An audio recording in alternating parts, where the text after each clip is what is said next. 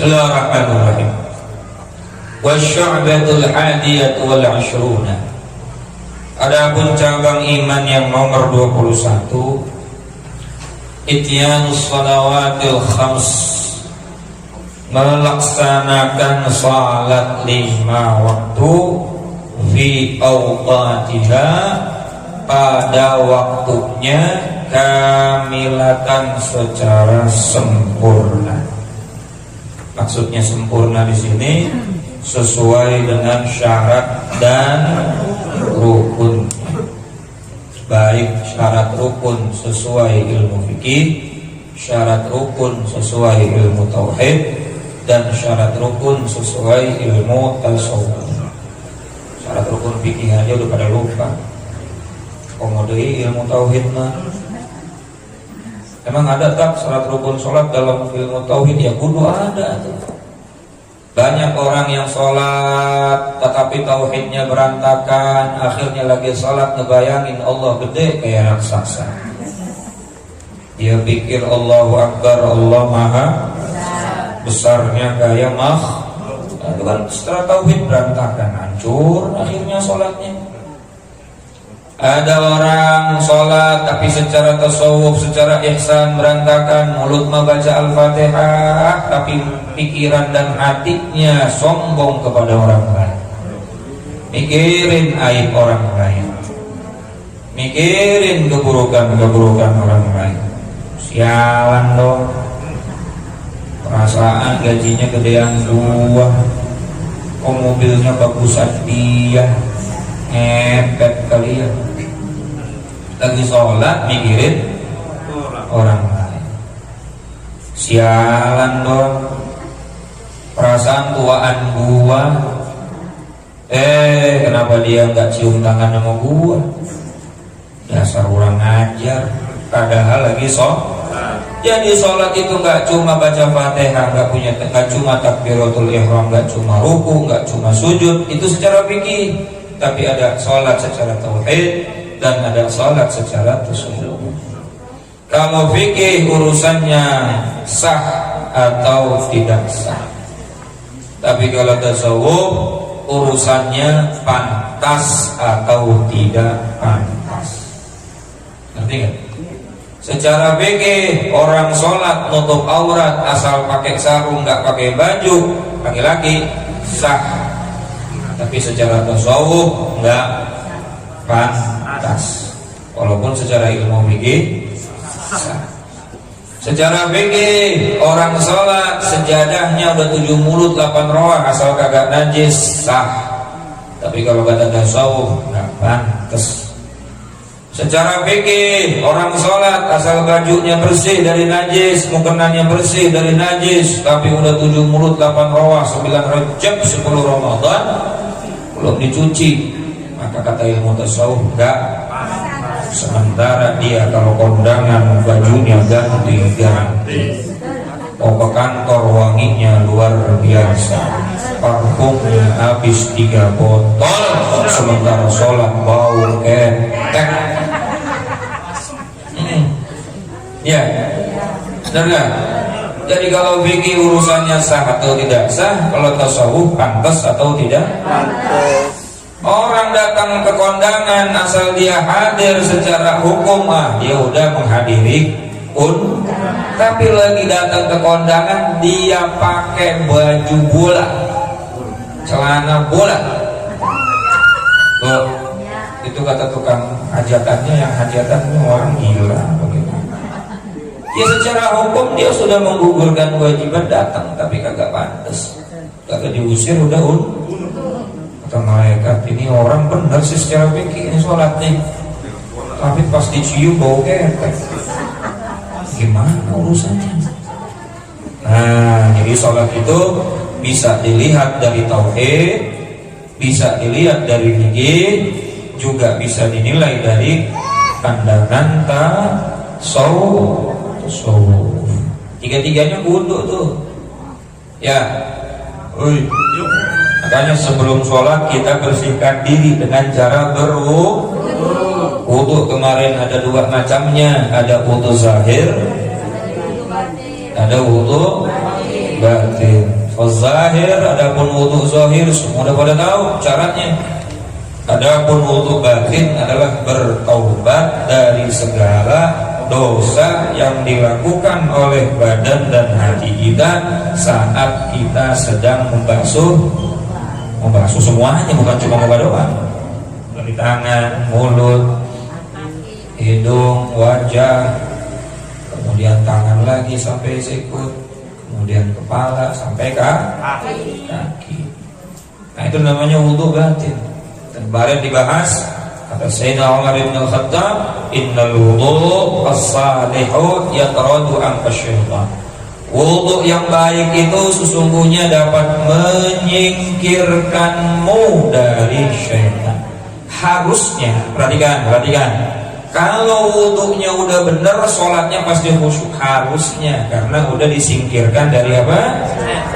Tapi kok udah wudu, sholatnya masih ayam geprek gimana yang masih buka nih? Berarti wudunya masih belum beres. Harusnya kalau sudah wudunya benar, wudunya sempurna, dia sholat sudah aman, gak pakai lagi was. Tapi kenapa masih banyak orang sholat masih was-was? Kemudian diriwayatkan juga bahwa sesungguhnya at-taharah tamna'u dzalik. Sesungguhnya bersuci dapat mencegah dari musibah. Dan ini kemarin saya ba'da ta'ziyah ke Habib Ali bin Abdurrahman Segaf Sidul Walid almarhum al-maghfurlah, saya mampir sowan ke rumahnya Habib Mustafa. Ustaz Hamid, antum kasih tahu jamaah antum jangan sampai lepas wudu di waktu-waktu seperti sekarang ini, karena lagi banyak wabah dan lagi banyak musibah. Orang yang terus berwudu bukan cuma buat sholat doang nih, tapi wudunya wudu tadi itu wudu zahir, wudu batin akan dijaga oleh Allah Subhanahu wa taala. Mau ke pasar wudu, pulang dari pasar sampai rumah batal wudu, mau tidur wudu, mau ke kantor wudu, besok ada jadwal swab wudu dulu sebelum swab. Ya wudu jangan sampai putus daripada wudu. Mau berangkat kemana-mana wudu, mau ini wudu. Al wudu silahul mu'minin.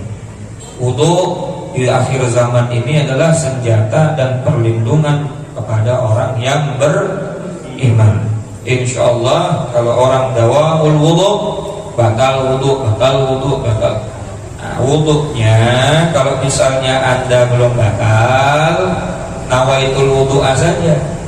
Ya, misalnya belum batal nih, belum kentut, belum kencing, tapi pengen tajdidul wudu, memperbaharui wudu, maka niatnya setiap niat wudu saja lillahi, nawaitul wudu'a lillahi. Tapi kalau batal lalu pengen sholat, maka harus disebutkan bi raf'il hadatsil asghari. Paham kan kira-kira nih? Jadi dawamil wudu. Saya lagi belajar untuk dawamul wudu, batal wudu. Masuk kamar mandi kencing, keluar udah wudu. Walaupun nggak pengen sholat, insyaallah dilindungi dari berbagai macam keburukan. Paham nggak kira-kira? Paham doang kagak dilakuin. Masya Allah. Manfaat masing. Yang penting saya sudah menyampaikan amanah. Qala Rasulullah sallallahu alaihi wasallam. Rasulullah sallallahu alaihi wasallam bersabda, ilmu iman itu adalah as-salah, salat. Faman faragha, siapa saja yang telah mencurahkan hatinya, faraghalah qalbahu, orang mencurahkan hatinya, konsentrasinya, wa hafadha 'alaiha, dan memelihara salatnya, bihududiha, dengan batasan-batasan, syarat-syarat rukun, baik dari syarat tauhid, fikih dan tasawufnya, fahuwa mu'minun, maka orang itu disebutkan orang beriman. Jadi Allah akan menilai dia beriman atau tidak secara pandangan dan nilai di sisi Allah pada saat dia sholat. Kalau dia betul-betul mencurahkan hatinya saat sholat takbiratul ihram, dia konsentrasi. Dari mulai dia baca Fatihah, dia mulutnya berkata Alhamdulillah Rabbil Alamin, hatinya sambil menerjemahkan, sambil mentadabburkan, khusyuk, khudu', gak mikirin apa-apa kecuali yang dia pikirkan bacaan dan gerakan sholat. Kemudian dia jaga dari perkara-perkara yang tidak baik dalam sholatnya, maka orang itu dinilai oleh Allah di hadapan Allah adalah orang yang beriman. Ada orang sholat tapi gak dinilai sebagai mukmin. Siapa itu? Fawailul lil musallin alladzina hum an salatihim sahun. Celakalah bagi orang yang sholat. Nah, ini gak dinilai oleh Allah nih, sholat tapi celak. Siapa? Alladzina hum an salatihim sahun, yaitu orang-orang yang lalai dalam sholatnya. Lalai itu ada 3 nih. Yang pertama, lalai dalam menuntut ilmu sholat. Sholat mau sholat, tapi caranya sholat, rukunnya sholat, syaratnya sholat, dia kagak ngerti dan gak pernah mau tahu. Lalai, silakan. Banyak gak? Sholat mau sholat, tidak ada rukun sholat, ada berapa? Ulah ngaji gak? Boro-boro. Fawailul lil musallin. Banyak. Nauzubillah. Makanya fikih itu penting. Arkan sholat, arkanul wudu, arkanul ghusl dan seterusnya itu penting kita ketahui, kita hafalkan. Yang kedua, fawailul lil musallin alladzina hum an salatihim sahun, lalai dalam sholatnya adalah lalai dalam waktunya.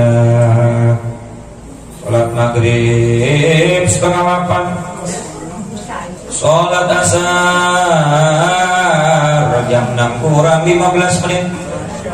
Padahal dari ba'da azan asar sampai jam 5:30 gak ngapa-ngapain kecuali memang ada hal yang penting. Ada gak? Itu lalai. Yang kedua adalah lalai dalam waktu. Yang ketiga, fawailul lil musallin alladzina hum an salatihim sahun, adalah orang yang lalai dalam salat adalah lalai dalam khusyuk hadir hatinya. Dari takbir sampai salam gak mikirin bacaan, gak mikirin gerakan, gak mikirin kalimat-kalimat yang dibaca. Yang dipikirin adalah BLT kapan cairnya. Yang dipikirin kenapa gua dapat, kenapa dia dapat, gua gak dapat. Itu dia. Kenapa gua juga mikirin.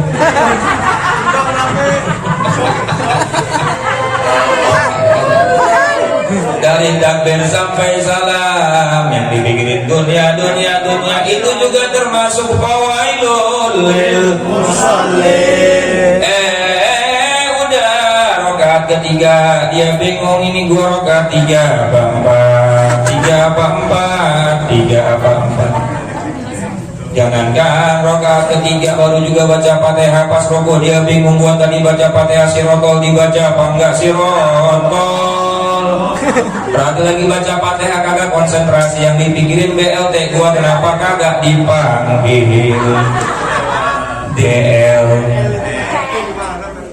Nah, kalau pengen dipandang oleh Allah, qad aflahal mu'minun, orang-orang yang beruntung, orang-orang yang beriman, alladzina hum an sholati alladzina hum fi sholatihim hafizun, adalah orang-orang yang di dalam sholatnya betul-betul menjaga, jaga hukumnya, tahu hukumnya, kemudian jaga waktunya, jangan sampai lalai terakhir banget, ujung banget padahal nggak ada kerjaan yang wajib yang ada uzurnya.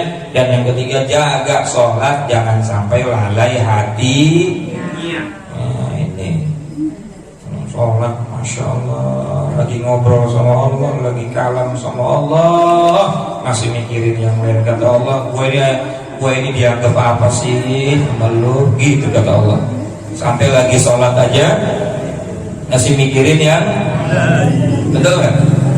Bapak ibu lagi ngobrol sama seseorang, tiba-tiba dia main handphone, masih WA-an sama orang, kesel bangga? Kesel bangga? Atau kita lagi ngobrol sama orang, dia malah mikirin yang lain, kesel apa enggak? Ini digaplok. Nah, ini kita lagi menghadap kepada Allah, 3 yang kita jaga. Jangan sampai kita masuk fawailul lil musallin. Apa tadi? Lalai dalam hukumnya atau ilmunya. Yang kedua lalai dalam waktu.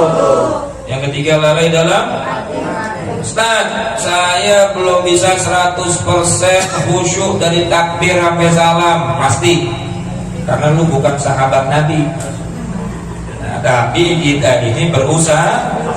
Di tengah-tengah ingat lagi COD belum datang COD. Langsung ingat lagi kamu bacaan, jangan dipikirin terus. Langsung stop, jangan dipikirin mulu. Masalah kita belum sempurna, memang kita manusia kagak bakal bisa sempurna. Paham ya? Wa su'ila Rasulullah sallallahu alaihi wasallam. Rasulullah sallallahu alaihi wasallam pernah ditanya an alamatil mu'min, tentang tanda-tandanya orang yang beriman, wal munafik, dan tanda-tandanya orang munafik. Faqala, maka beliau Rasulullah menjawab, innal mu'min, sesungguhnya orang yang beriman, himmatu fis shalah, himmahnya, semangatnya, keinginannya yang paling penting fis shalah, di dalam sholat. Ciri orang yang beriman tuh begitu. Nah, udah waktu sholat nih, andai kata dia pengen melaksanakan, dia betul-betul jaga, pakai pakaiannya yang benar, yang rapi, yang bagus, bacaannya dijaga dan seterusnya. Wasiyam, dan semangatnya saat puasa. Wal ibadah, dan semangatnya saat ibadah-ibadah yang lain. Itu ciri orang yang beriman tuh. Waktu sholat semangat, waktu puasa, datang bulan Ramadan semangat semua pasti di sini mah ya. THR turun. Wal ibadah, dan pada saat ibadah yang lain semangat, ngaji semangat, maulid semangat, ini semangat, itu semangat. Nah, ini orang-orang yang beriman. Wal munafik, adapun ciri orang-orang munafik kata Nabi, himmatu, semangatnya fit ta'am, dalam makanan. Bro, makan yuk, ayo 86 siap, sholat yuk, duluan dah. Tak nyusul, kau sampai tahun depan nyusulnya nggak ketemu. Wasyarab, juga minuman. Kalau urusan makanan minuman, waduh paling duluan, paling cepat, paling semangat. Kalbahimah, seperti binatang itu kan yang dipikirin apa? Karena coba lihat monyet. Pernah ngeliat monyet gak? Pernah ngeliat monyet? Kalau ngeliat kayak ngaca, monyetnya ngaca maksudnya. Itu monyet coba dikasih pisang, ambil dengan sana, terus dimakan sama dia, betul? Lagi dimakan, dilempar lagi pisang, ambil tangan lagi, diambil lagi, ambil tangan kiri, dilempar lagi pisang, ambil kaki kiri. Ya Allah, serakahnya luar biasa. Dikasih lagi, nggak ada tuh kesempatan kalau bisa semua apa yang ada di depan matanya dia ambil. Alhamdulillahirrahmanirrahim. Nah, jadi kalau buat tamak makanan, bioskop aja. Karena ini kata Nabi, ciri orang yang beriman sama orang munafik itu gampang jadinya. Kalau sama ibadah dia semangat, orang beriman. Kalau mau sholat dia semangat, orang beriman. Mau puasa dia semangat, orang beriman. Kalau ngaji dia semangat, beriman. Tapi kalau orang munafik, semangatnya dalam urusan dunia, mau makanan, mau minuman, mau hiburan dan lain sebagainya. Semangat luar biasa. La'iyadu billahi min. Nah, kita udah ngaji begini berarti kita udah bisa mengontrol diri. Jangan sampai kita masuk dalam batasan-batasan yang sudah dikatakan oleh baginda Nabi. Batasan orang yang beriman ABC, maka kita mudah-mudahan bisa melakukan itu. Batasan orang munafik ABC, mudah-mudahan kita nggak melakukan itu. Atau kalau kita masih melakukan, kita minimalisir. Apa itu minimalisir? itu ijazah yang kalau buat ngelamar tuh ya buat legalisir, minimalisir, kita perkecil, kita ya kalau bisa hilangkan, kalau belum bisa dihilangkan dikurangi. Itu namanya legalisir. Wasyu'batut tsaniyatu wal 'ashruna wallahu a'lamu bis